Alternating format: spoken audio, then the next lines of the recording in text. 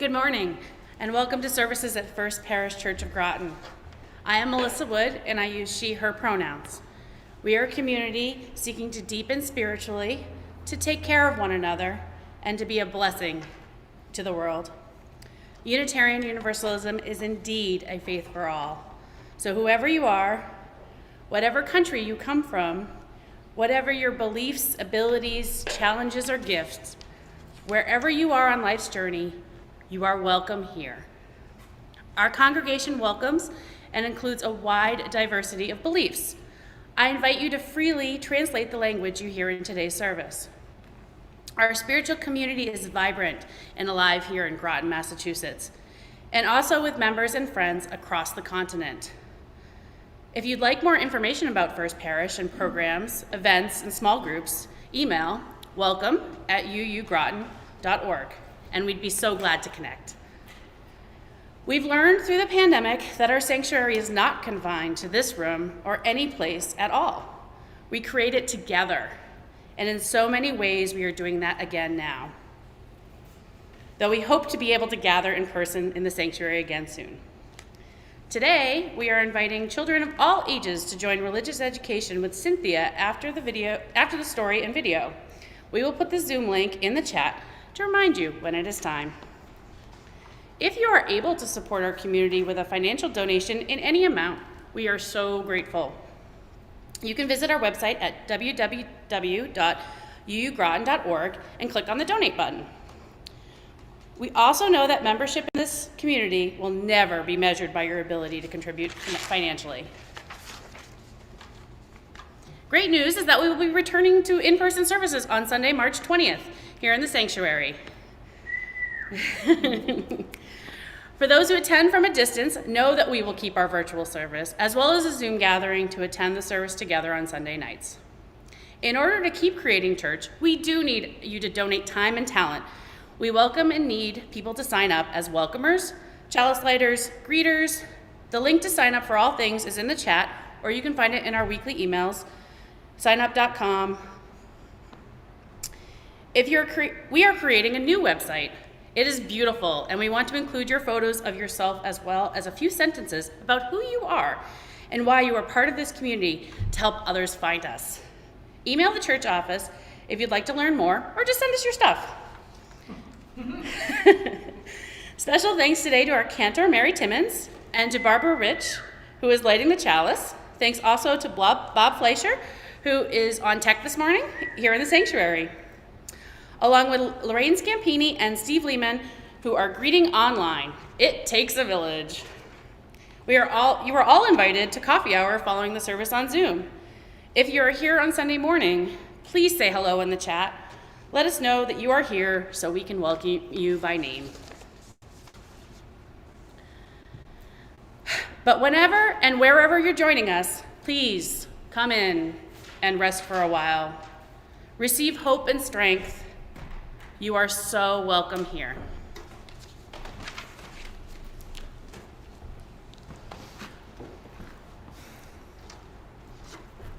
Good morning.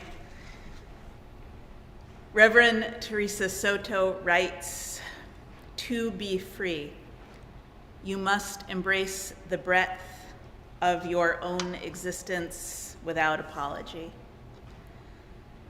But to actually be free, you must know and you must fight for the entire universes inside of everyone else. So I call you into worship now. I invite you into this time of sanctuary we create together across distance and screens. I ask you to remember that you are held in love, that you are seen and known by the love which holds and knows us all, and indeed embraces the entire breadth of our being, and encourages us to do the same for ourselves and for each other. So as is our tradition, I will ring the meditation bowl 3 times.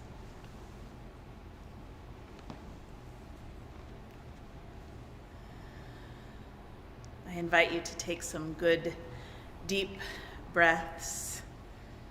This first bell is for you.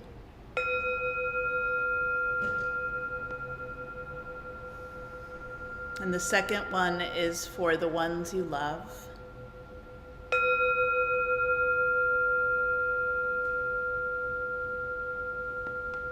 And the third is for our beautiful, fragile world.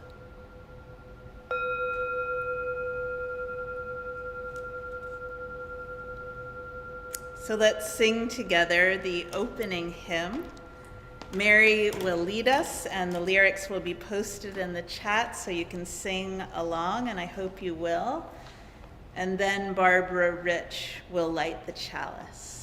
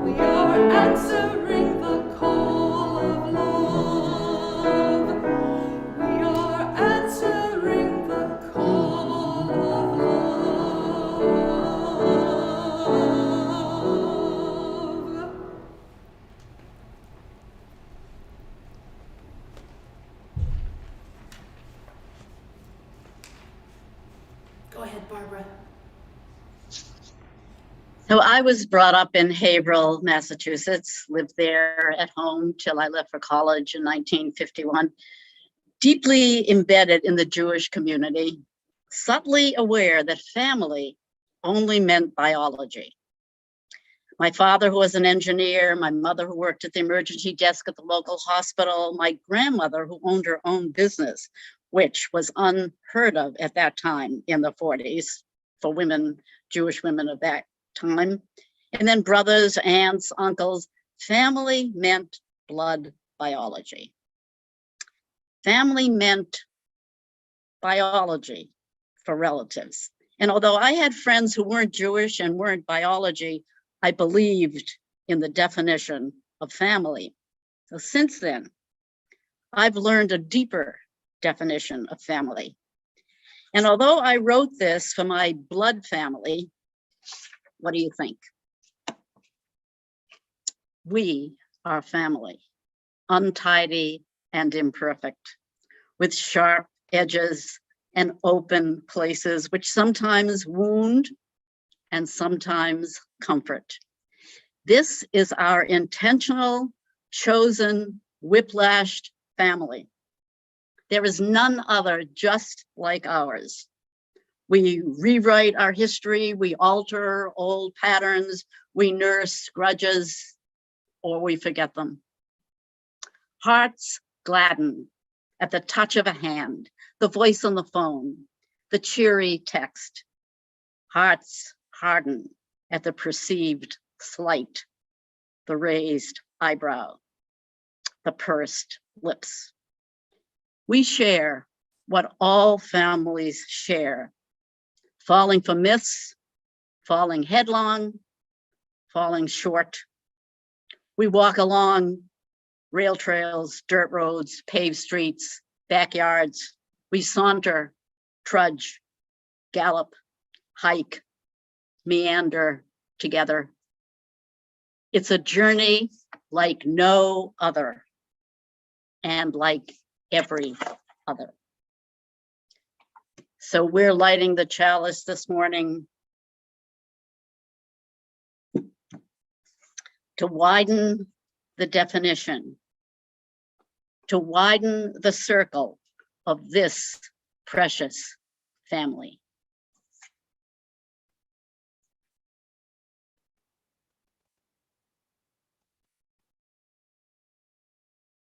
Chalice in the sanctuary for widening the circle of this precious family.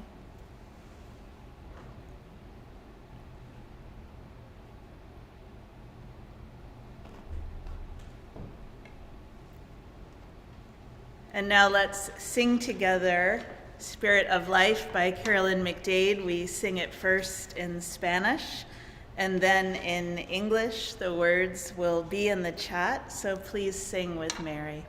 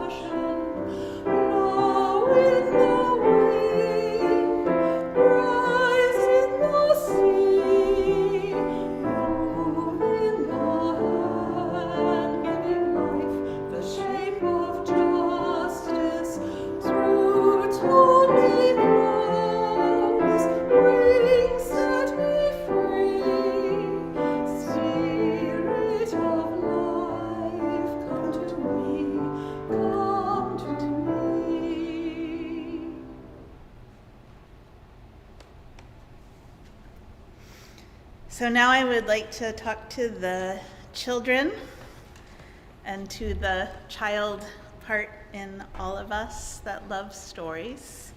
First, let's say our words for gathering. We are Unitarian Universalists with minds that think and hearts that love and hands ready to help.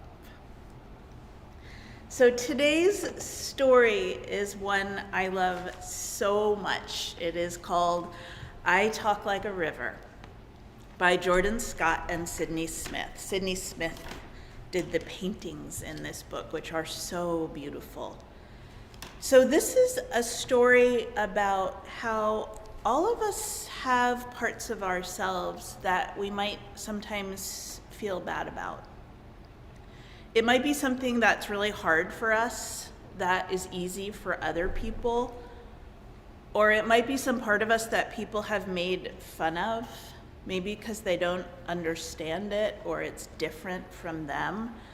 So this book is about a kid who stutters, which means that the way they say some words is sometimes different than how other people talk. And it is harder to make certain sounds in certain words sometimes. Sometimes the things that make us different or that we feel bad about are also the exact same things that make us ourselves, and that makes them actually really special and really beautiful.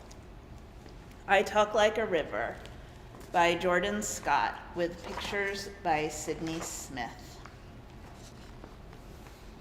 I wake up with the sounds of words each morning all around me.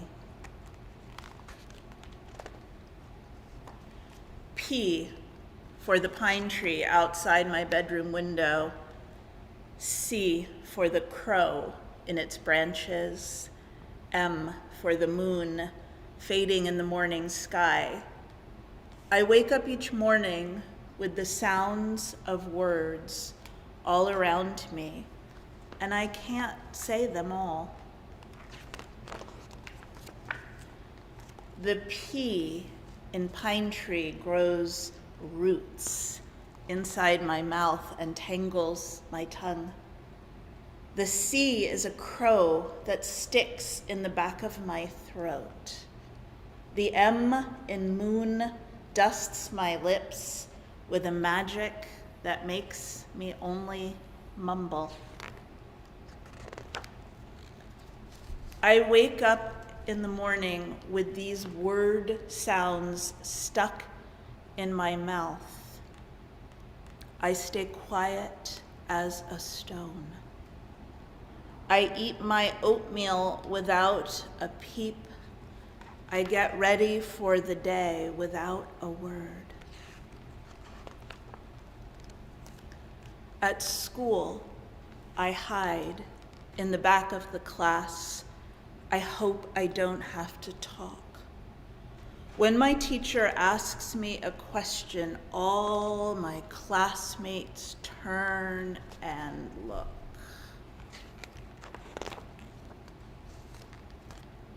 They don't see a pine tree sticking out from my lips instead of a tongue. They don't hear a crow caw, caw from inside my throat. They don't hide their eyes from the moonlight that shines from my open mouth.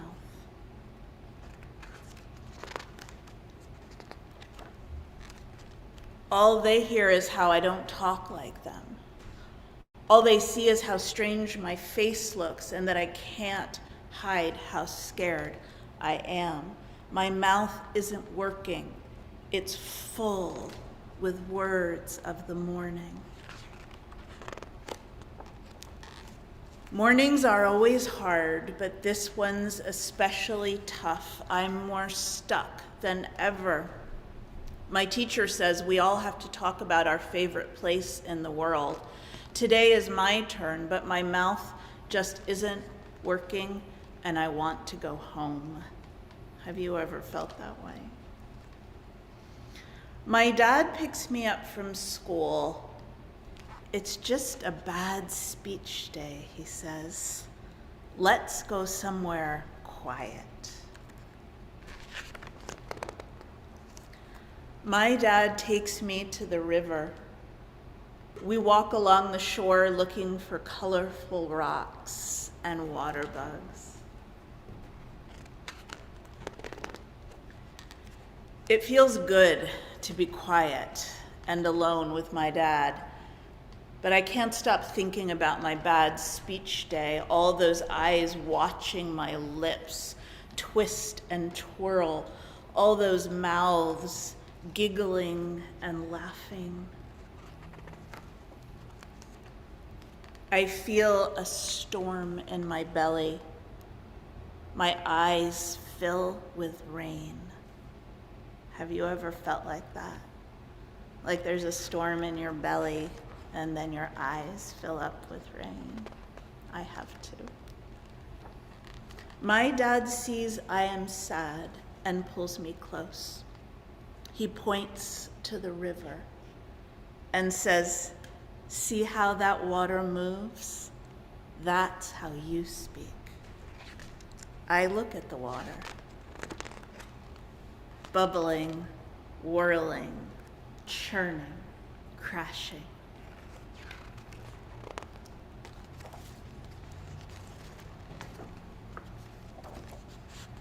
My dad says I talk like a river.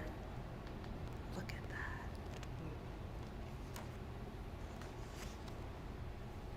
It's like he has the whole river right inside of him.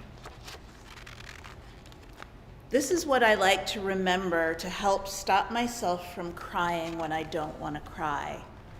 I talk like a river. Or from not wanting to speak at all. I talk like a river. When the words around me are hard to say, I think of the proud river, bubbling, churning, whirling, and crashing. And I also think of the calm river beyond the rapids, where the water is smooth and glistening. This is how my mouth moves. This is how I speak. Even the river stutters like I do. I wake up in the morning with the sounds of words all around me. And I don't know if you can see, there's a picture now on his wall with the drawing of a river, and it says, I talk like a river. I go to school and tell the class about my favorite place in the world. I talk about the river. And I talk like a river. The end. So I'm going to invite children of all ages to join Cynthia and Liz for religious education on Zoom.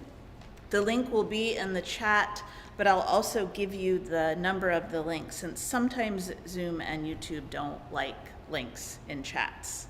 So the Zoom link is 9100-807-8563.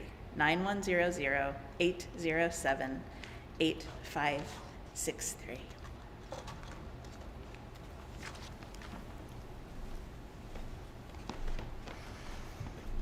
Good morning. My name is Lee, and I'm your intern minister, and I use they, them pronouns. This is the time in our service when we turn our attention to what is most alive in us and in each other. If you're here live on Sunday morning or on Sunday evening, we encourage you to share your joys and concerns, your sorrows and celebrations and gratitudes with each other in the chat. So share what weighs on you, what lifts you up, so that we can share those loads with you, so that we can pray with you, so that we can celebrate with you. This is how we come to know each other better, and to be loved, we need to be known. If you're here at another time, we encourage you to name your own joys and concerns, what you're holding. Speak it, write it, light a candle. And always feel free to share what you have to say with us at prayers@uugroton.org. Mary is going to sing Voice Still and Small with us while you have some time to write in the chat.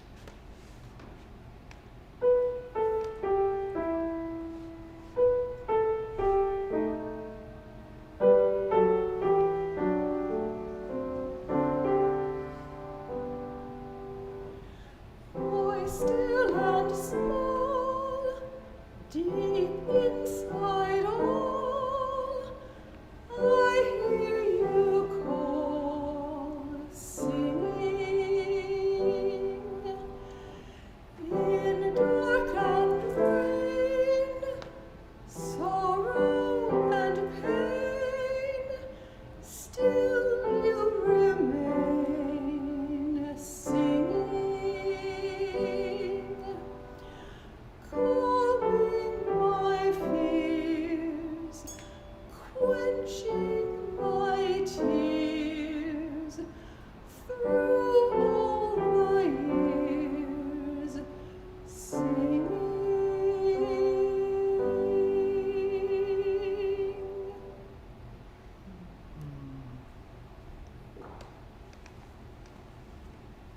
Thank you, Mary and Sean.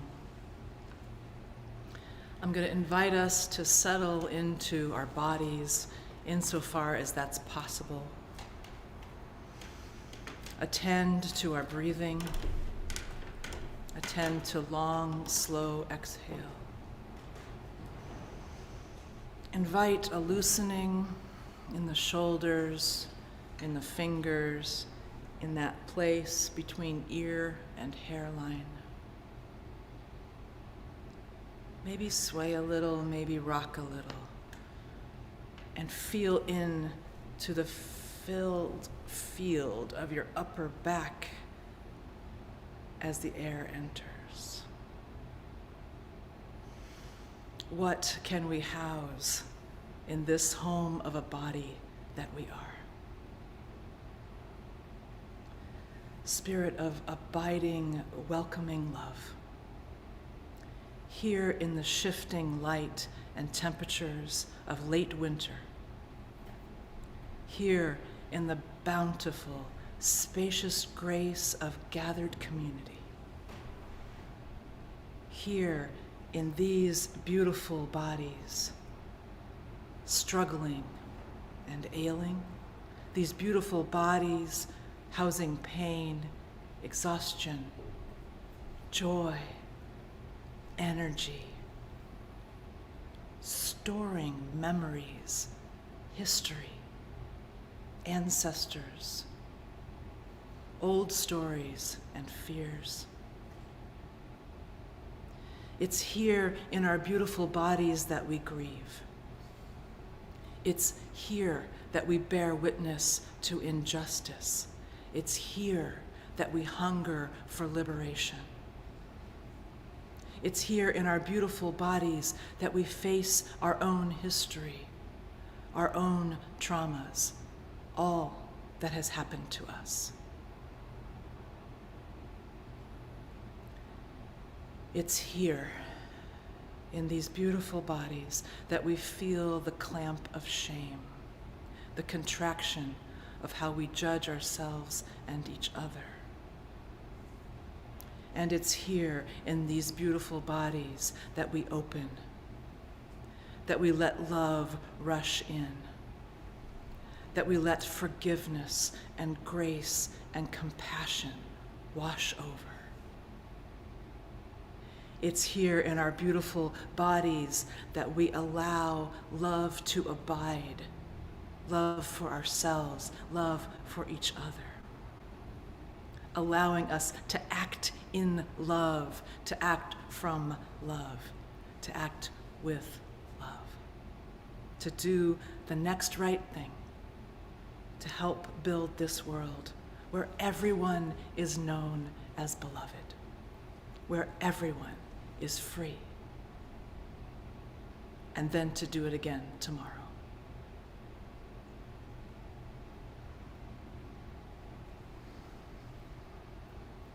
I give thanks for our beautiful bodies, just as they are,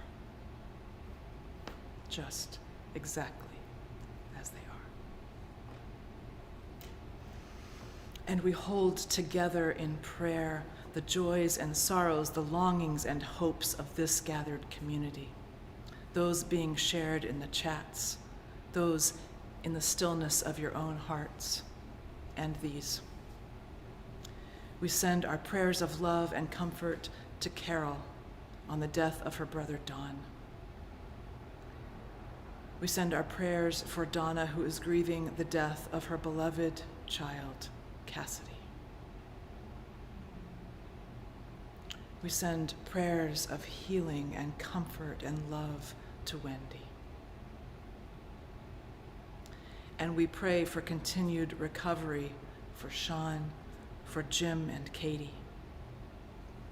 We send our prayers to a church family in a time of struggle, and to Christopher, who is in New York City having another complicated surgery. We are with you all in spirit. And let's also pause to linger in our gratitude. to feel our joy. Joy doesn't mean everything is all right. Joy is a reminder that there are beauty and delight that cannot be touched, that we are so much more than our pain. What brings us love these days? What brings us joy? We'll enter our shared time of silence with the words of Howard Thurman. In the stillness of the quiet, if we listen, we can hear the whisper of the heart, giving strength to weakness, courage to fear, and hope to despair.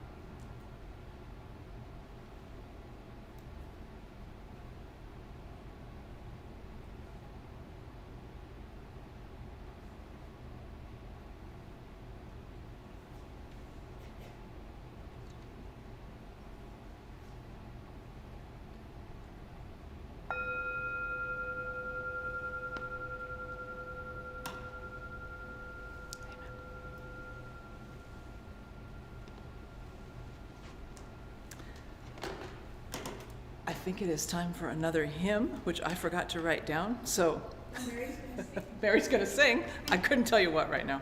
Sorry.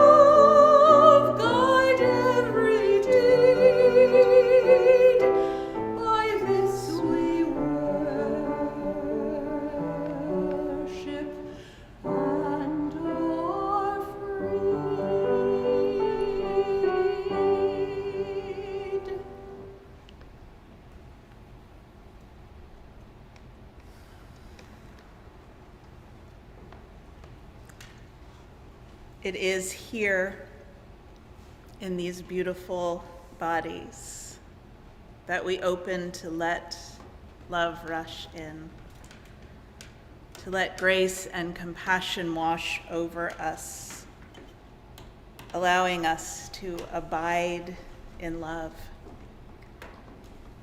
to speak in love, to act in love, to do that next small, brave, right thing, to help build a new world. A world where we both embrace and fight for the gorgeous universe that lives inside each one of us. Right now in our congregation, we have two different groups of people doing a small group ministry called Writing Your Own Spiritual Autobiography, or Spirit Life 1. The work of Spirit Life 1 is for each person to write and then read out loud to the group the story of their own life, told from a spiritual perspective. We do a lot of homework leading up to that writing, homework which includes reflecting on our childhoods and adolescent years, trying to remember who we were, how we felt, where the spiritual was in all of it, however we define that word. We've been doing these groups on and off in our congregation for about 25 years now, and it is always amazing. It is amazing because what never fails to happen in every single group, no matter who is in it, is that the people in the group, through this incredibly kind and generous listening to each other's stories, help one another to find themselves in a new way. They help one another to understand their own story with more kindness, more generosity, more awe even, for that universe that lives inside, for who they are and how they have become themselves. It is a beautiful thing to be a part of. And of course, because it is happening in our congregation, there's a lot of poetry involved. And we always start the first session with the same poem every time. A poem called Love After Love by Derek Walcott, which is a poem about welcoming all of who we are and treating all of ourselves, our whole lives, our histories, our mistakes, our sorrows, our joys, our stories, as if they were beloved guests. The poem goes in part like this. The time will come when, with elation, you will greet yourself arriving at your own door, in your own mirror, and each will smile at the other's welcome and say, sit here, eat. You will love again the stranger who was yourself. Give wine, give bread, give back your heart to itself. To the stranger who has loved you all your life, whom you ignored for another, who knows you by heart, sit, feast on your life.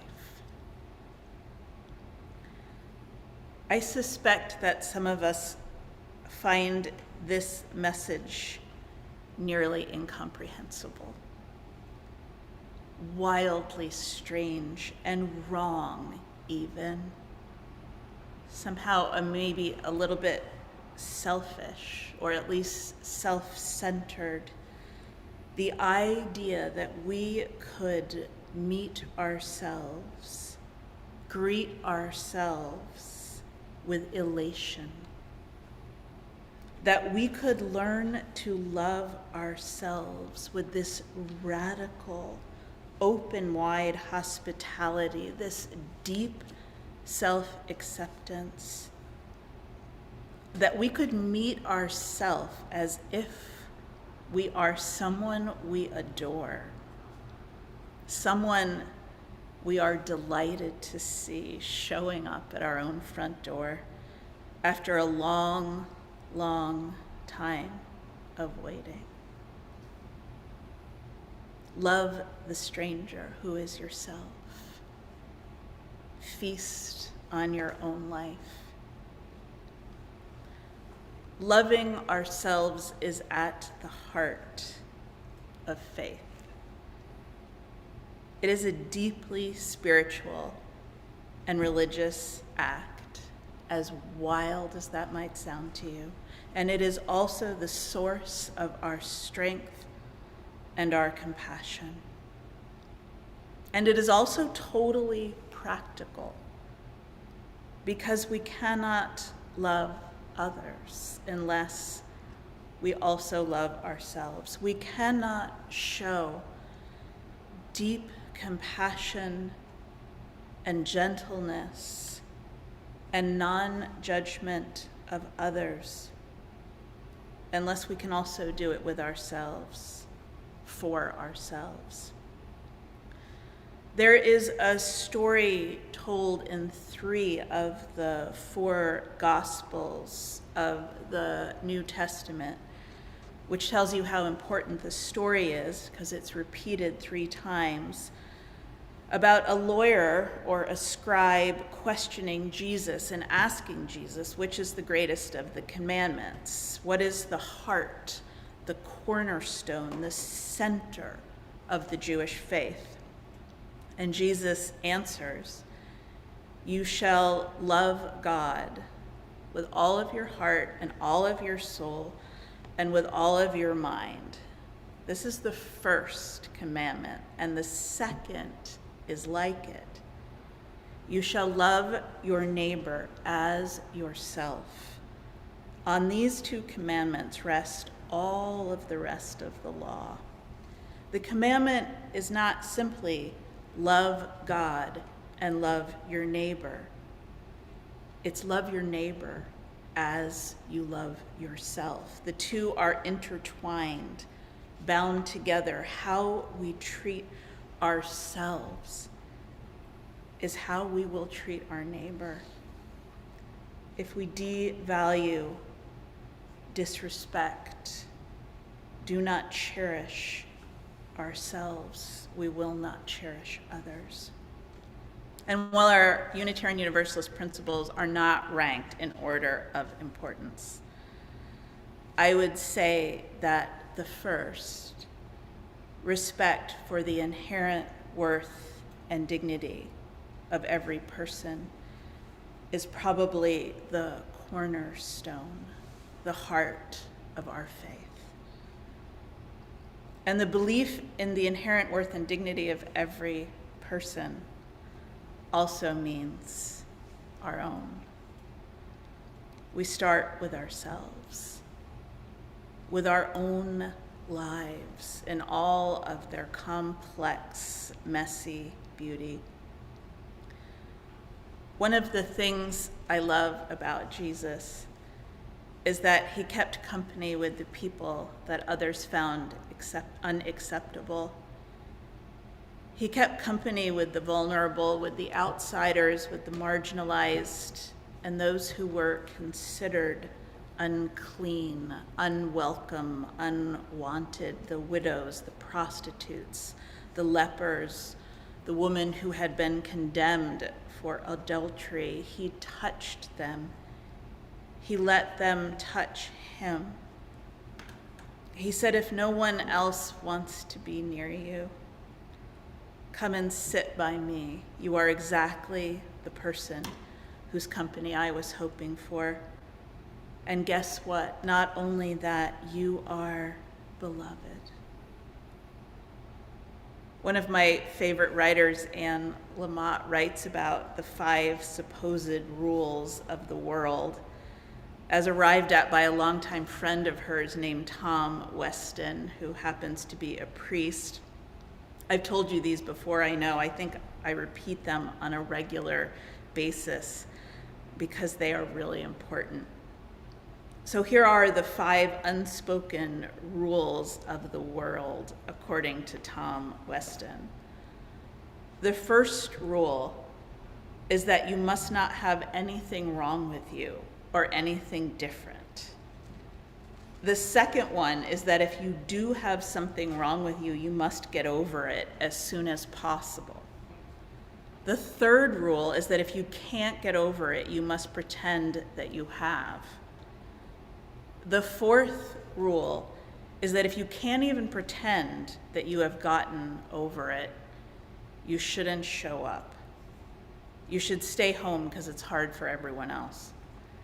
And the fifth rule is that if you're going to insist on showing up, you should at least have the decency to feel terribly ashamed. Anne Lamott writes, Tom and I decided that the most subversive, revolutionary thing we could do was to show up for our lives and not be ashamed. The most subversive, revolutionary thing we can do is to break those rules, to show up for our lives and not be ashamed. Think for a minute of what that could mean for you. Where are the places of shame in your life? And when and how do you tend to not show up? Where and why do you hide, and what would it feel like, sound like, to stop doing that? What would it mean to be fully present to your life without shame? And what would it mean if you were able to bring all of you with you?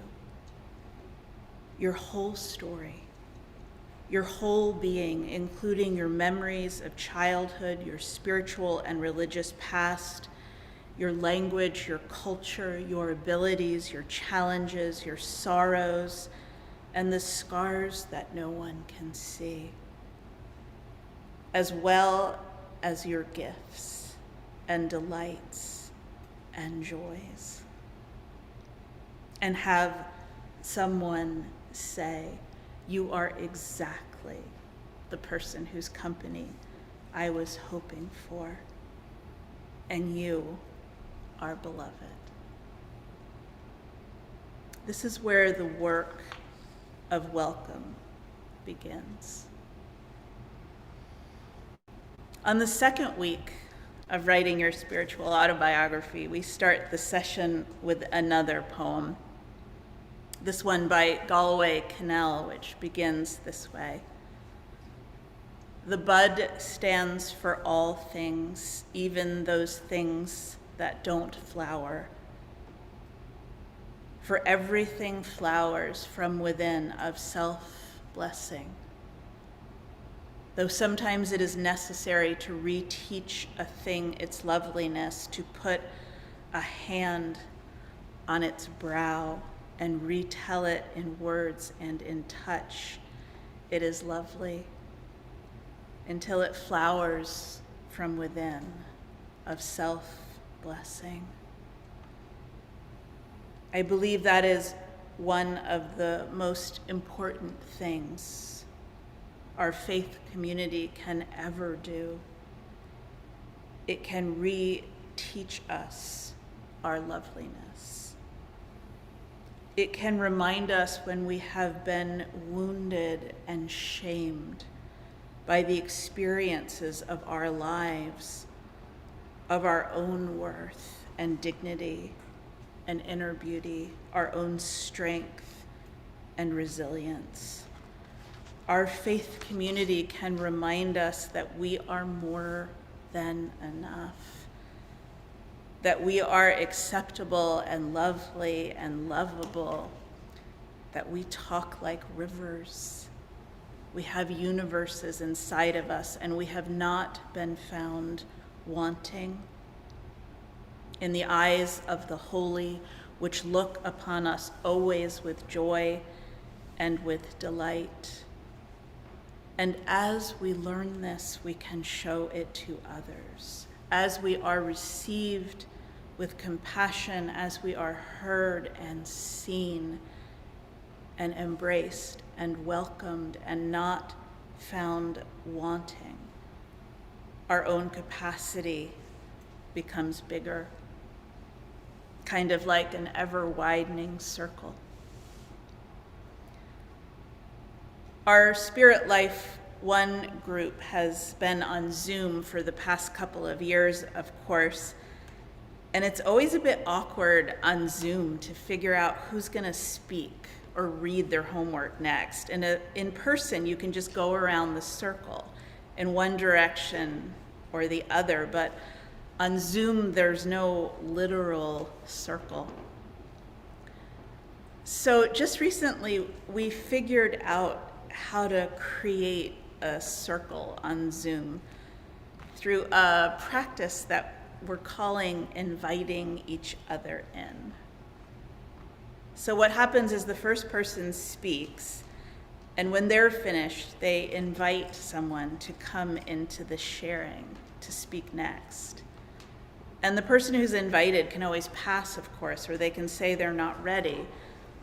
But it works both on the super practical level of getting around the awkward silence and also somehow deeper. This act of inviting each other in resonates. It has become this sweet ritual we've started using in other Zoom groups too. We invite you to share yourself. We invite you to let us know you a little bit deeper. We invite you to speak in your own voice, and we will listen. You may not be ready, but you are invited. And then you invite someone else into the circle. Last week, I told you a story I adore from my colleague, Reverend Jordan Nelson Long, who was trying to become a vegetarian and kept finding herself with a sausage burrito in her hand, but she was not giving up on herself. And she wrote this sentence, which I want to repeat to you again today, because I think it is so good, it is so important, and it is so necessary. She wrote, "I might someday be an actual vegetarian. What I am right now is someone willing to learn out loud. A person with tools more effective than shame.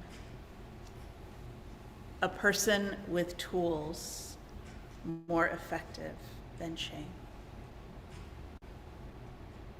Some of us learned shame as children, and we have found it hard to give up.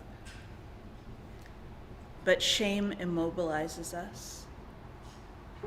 It prevents us from welcoming all of the parts of ourselves. It prevents us from bringing all of our gifts to the service of the world. And it prevents us from welcoming others in our complicated fullness. But there are other tools. We can take each other to the quiet river, as the father did for the child in the story. We can reflect back to one another our beauty, our strength, our wholeness, which as we drink it in allows us to offer that good living water to someone else. We can practice lifting each other up, inviting each other in. This is how the circle gets wider and stronger and more complete. So our closing hymn is "I'm Gonna Lift My Sister Up." And we will put the words in the chat so that you can sing along with Mary and Sean.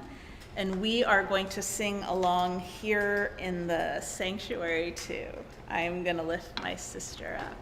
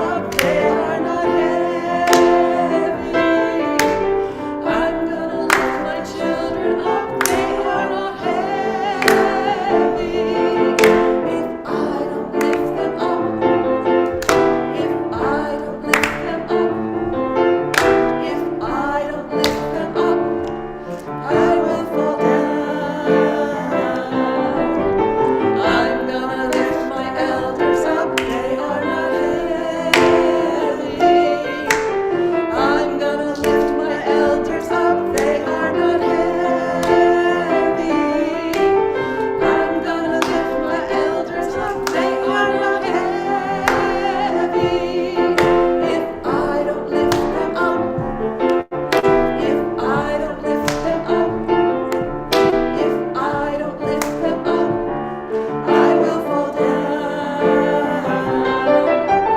I'm gonna lift my people up, they are not heavy.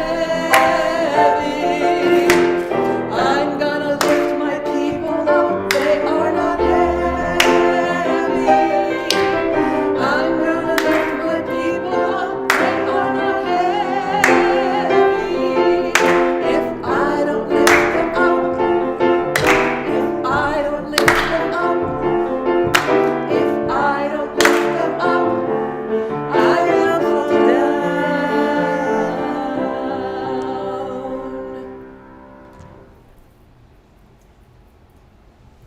So good. Thank you, Mary, and thank you, Sean, who is back in our sanctuary following surgery, playing better than ever. So just a couple more announcements. First, we have coming up starting March 2nd, 40 days of Lent. Lee and I will be doing a daily recording of a Lent reflection by the wonderful Kate Bowler and her book for Lent called Good Enough, a perfect title. So we have been wanting to honor Lent in some way, and so we will be recording daily reflections on YouTube, and we will make sure that you get the link starting March 2nd. Please join us at noon today and every Sunday for our Black Lives Matter Vigil in front of the congregation to be in witness to the preciousness of Black lives. And finally, join us for coffee hour on Zoom following the postlude music. If you're on Zoom, just stay where you are. And if you are on YouTube, the link will be in the chat. But for now, will you put a hand on your heart, and with the other, let's reach out to one another and know that we are connected, we are tied together with such strong and sturdy threads of love. Go in peace. Be a blessing to this world. Amen.